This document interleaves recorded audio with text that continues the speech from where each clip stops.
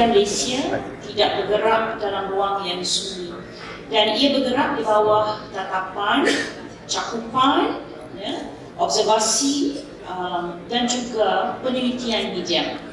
Sebagai cermin, media memantulkan realiti yang kadang-kala memang untuk yang tidak bersedia untuk mendengar kritikan, maka ia akan menjadi satu perkara yang pastinya tidak selesa untuk didengar.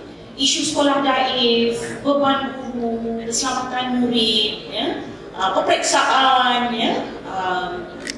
itu semua adalah pantulan-pantulan yang jujur. Dan barangkali macam mana tidak selesa pun kita dengan berita-berita itu, ia adalah pantulan dan cerminan apa yang berlaku dalam masyarakat. Jadi sebagai jambatan, sebenarnya media menghubungkan dasar di Putrajaya dengan realiti di rumah ibu bapa, di kampung, di pedalaman dan di bandar.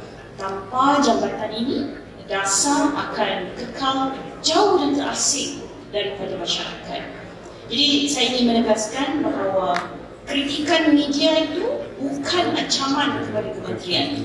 Kritikan yang berfakta dan berimbang adalah sebahagian daripada proses pembaikan. Ini yang mesti kita fahami, ini yang harus kita terima dengan jiwa yang besar, dan juga kejujuran-kejujuran inilah perlu untuk kita tambah baik, khususnya dekat kementerian. Media adalah suara rakyat, dan dalam sebuah demokrasi yang sihat, suara itu mesti didengari walaupun kadang-kadang ia tidak menyenangkan.